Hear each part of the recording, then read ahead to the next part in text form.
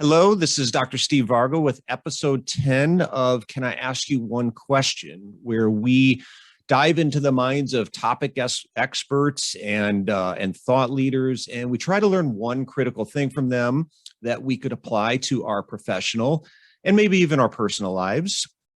And the topic today is connection, human connection. And I have with me here Erin O'Malley, who works with teams and organizations to help build cultures of connection through bold communication.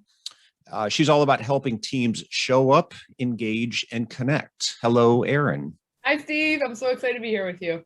It's great to see you again. So, Erin, as we were talking before, the ability to do just that, to show up, engage, and connect, is so important to patient care, to the patient experience, but it's also a challenge in busy practices where doctors, healthcare professionals may not have a lot of time to spend with each individual patient.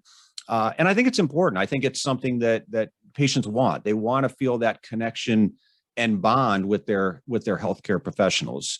So my question to you is, what's a good way to make a human connection with somebody quickly?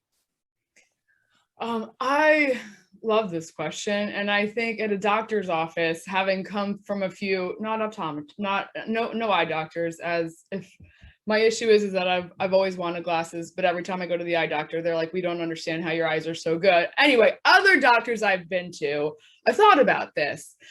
Because the doctors they're just so busy. And I think it starts with really initially the basics of when you walk in, greeting the patient with a smile, greeting them with an affirmation. And I think just that eye contact. And I don't want it to be like, oh, come on, that's obvious. But I want the doctors to think about how they normally walk in. And I think a lot of times it's, their eyes are on the tablet, their eyes are on a chart, and they're, hey, how you doing? And tell me what's going on. And there's none of that initial eye contact. And I think that initial smile and that, hey, it's great to see you. Thank you for being here.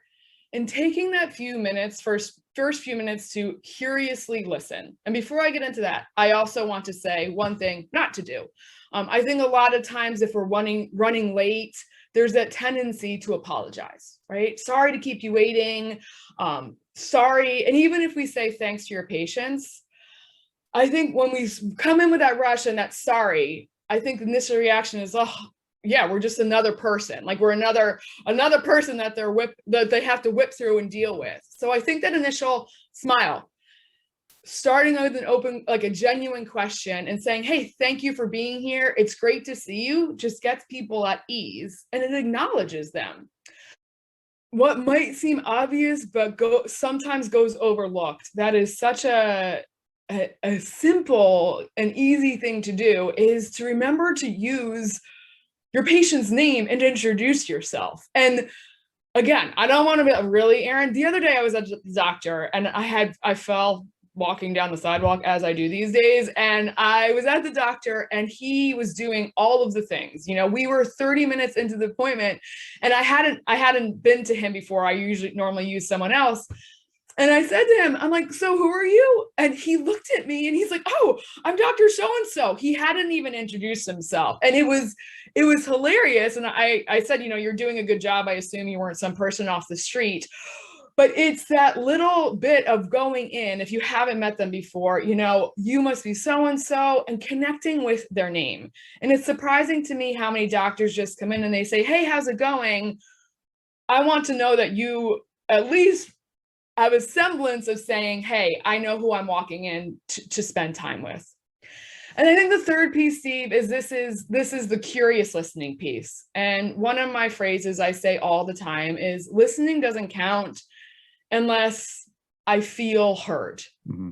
And this goes back to that initial piece too, of even taking a moment or two just to get curious with your listening. So take away all the activity and all the other patients out there and everything else that's always going on, and just being with them for a moment. And a lot of times people think, oh, I don't have time. I need to be tracking things. I need to be, and I push back to that, because I think we don't realize that even in a minute of just sitting there, looking at someone, nodding your head, really letting them feel heard, it builds so much of that connection to be able to carry you through. Because then when you go about your business and you are putting things in the charts, I have an initial feeling of they heard me, they care about me, they really want to know what I'm saying. They took a minute to slow down.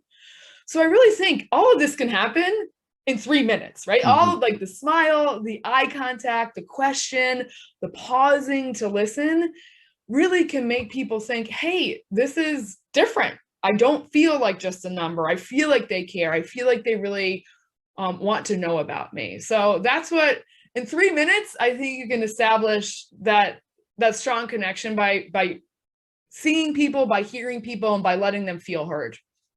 Yeah, it's the little things, and it might seem like common sense, but I think it's some things get forgotten too, and don't really get done. I love the part about feeling heard. I had read this somewhere, and I can really geek out on the neuroscience side of things, but a quick way to make a connection and build trust with somebody, I think it's easy for doctors to look at, what would build trust. You look at, well, my fancy lab coat and all the knowledge I have, and all the, if you don't believe I have a lot of knowledge, I have degrees hanging all over this room to build confidence and trust. But one of the fastest ways I read to build trust with somebody is when that person feels understood. When you take the time to ask those questions and listen, and when the other person knows that you care about them through asking those questions, but also the minute they start to feel understood by you, is the minute you start to build trust with them. So that is awesome. I love those answers. Thank you so much, Erin. You're welcome, Steve. Where can we find out more about Erin O'Malley? You can find me here on LinkedIn at Erin M. O'Malley is my handle. What do you call them on LinkedIn? I don't know. We were just talking about how neither of us are very techie. You're throwing a techie question at me, sort of. Yeah, which is probably not that techie. Asking the wrong person. Yeah. It's Erin. Yeah, we'll call it handle. We'll start a LinkedIn handle trend. It's Erin with an M in the middle, O'Malley, and then my website too is erinmomalley.com. And other than that, I'm not really down with the social game, to be honest. So LinkedIn is my spot. Awesome. All right. Well, thanks so much, Erin. It's great seeing you again. And thanks to everyone for listening. You can find the show notes for this and all other episodes at drstevevargo.com. And thanks again. And we will see you next time. Thanks, Steve.